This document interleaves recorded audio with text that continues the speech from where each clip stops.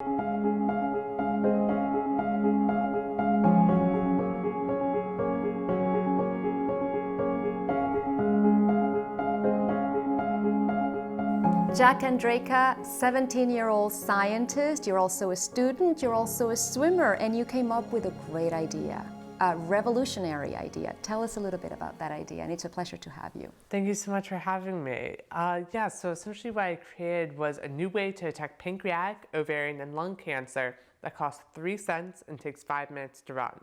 This makes it 168 times faster, over 26,000 times less expensive, and over 400 times more sensitive than our conventional methods of detection, but also can detect the cancer in the earliest stage, when someone has close to 100% chance of survival, and so far is over 90% accuracy at detecting those cancers. But also, one of the coolest things is that it's so versatile. You can pretty much adapt it to any disease, ranging from Alzheimer's detection to other forms of cancer, even HIV, AIDS, and heart disease. The possibilities for it are literally endless. Did you know you were looking for an idea? No, I mean, I saw a problem. A close family friend who was like an uncle to me had passed pancreatic cancer, and then upon further research I found that really there's no way of detecting these cancers, and the vast majority are detected late when patient survival is at its worst. And I thought, that's a bit messed up. I could maybe do something about this. And I think that's really how all scientific breakthroughs happen, is you see an idea or a problem in your everyday life and then form an idea to try and solve it. And I understand that there was a lot of trial and error, a lot of protein hunting.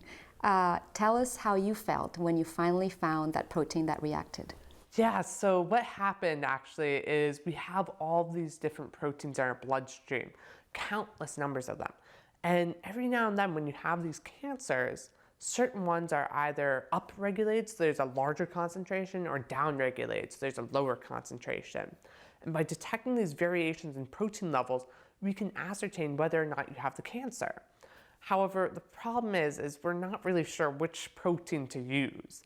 And so I found a database of 8,000 proteins that are found in your bloodstream when you have these cancers, and I went through all 8,000 of them. And on the 4,000th try, so halfway through it. Yeah, halfway through, but I had to still go through all of the other ones to make sure that that one was the best one. And so that was pretty much all of my summer break, 3 months straight of researching only proteins. And finally, I found the one that could work. And that was an amazing moment, let me tell you. I mean, I was just jumping up and down with ecstasy when I was like, this protein, it could actually work. And that's one of the coolest things about doing science. Were you pinching yourself? Absolutely. I mean, I couldn't believe that I had found a protein that could actually work. But that didn't compare at all to what the feeling when I actually proved that the method worked. And then you had this idea and you went to serious scientists. Well, I'm sure you went first to your parents, right? But I mean, my parents weren't very hospitable to the idea either. They were like, Jack, what are you talking about? You're 15. You can't do cancer research. And then my biology teacher told me no. And then I applied to 200 professors at Johns Hopkins University and the National Institutes of Health. And I got 199 rejections. And I only got 1 positive response from Dr. Maestra at Johns Hopkins University. And how did that feel? That was pretty much like winning the lottery. I mean, I was like, I can't believe how lucky I was, how fortunate I was to be able to get this opportunity. I mean, it was absolutely amazing. And 7 months later, after really because once I got into the lab, I found I knew about how to do nothing regarding cancer research. I mean, I screwed up every single procedure. Like I'd sneeze in my cell flask or blow them up in the centrifuge. I was a terrible cancer researcher. But by the end, I was like moderately good. And so after screwing up all those scientific procedures, I finally ended up with that one small paper sensor that worked. And where is that now? Where is that idea now? Are you patenting it? So I have filed both a US patent as well as a PCT application on that. And so that's to make sure that I have intellectual property over this technology all over the world. And then hopefully I'm moving forward with some companies soon. I'm in negotiations with them about getting on the market as soon as possible. Why did you decide to go through the patenting process? How did you learn about it first? At 15, I don't know that there's a lot of 15 years olds that know what a patent is.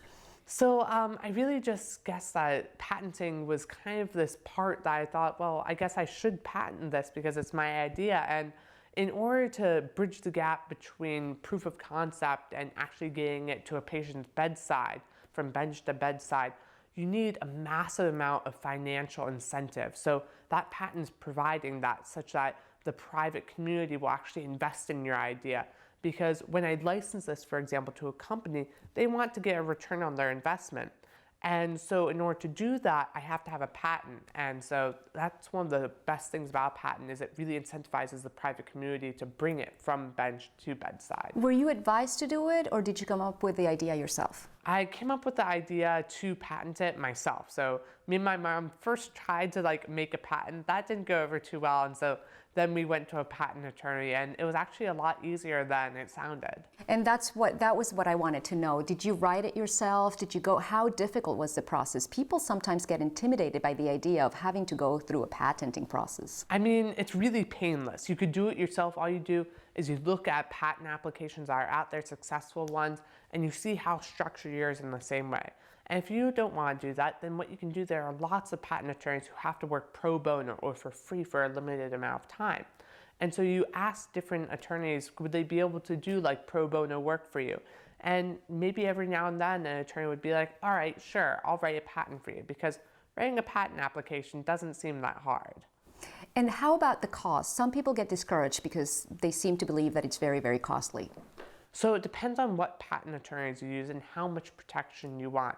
And so, for example, if you're a big name corporation like Google or Apple, you're probably going to pay a fortune for your patents. But if you're an everyday innovator like myself, you don't pay that much. I mean, you can go pro bono, where it's absolutely free, or find patent lawyers who don't have as exorbitant fees. And so by kind of marrying these two approaches, you can kind of cut down on that cost. And then also, you have to think, if your patent is successful, you can sell it to a business and then recoup all of that loss. How deep into the process of patenting are you? Are you waiting for a decision anytime soon? Are you waiting to know where your idea is at this point? So right now I am waiting for a decision, and then also I am in negotiations with several different biotech companies about getting it online as soon as possible. And so both of those are really exciting, so hopefully it will be on the market in the next 5 to 10 years. And what is next for JackAndraka? So what's next for me is I've been working on filters that filter out 95% of all water contaminants like heavy metals and pesticides in 5 minutes for 70 cents. And it's made out of our waste, plastic water bottles. And so we just take these, pour them in a vat, mix up with some chemicals, and then you instantly have a filter that's cheap and reusable. And it seems to me that there's a common denominator here. You're not just looking for great ideas, you're also looking for accessible ideas. Yeah, because the world's greatest problems are actually the world's greatest opportunities. I mean, a problem that impacts billions of people, you can look at that instead as billions of potential customers, people who need that idea. And so there's a human aspect of them needing it, but also there's the business aspect of, hey, there's a massive market for this technology.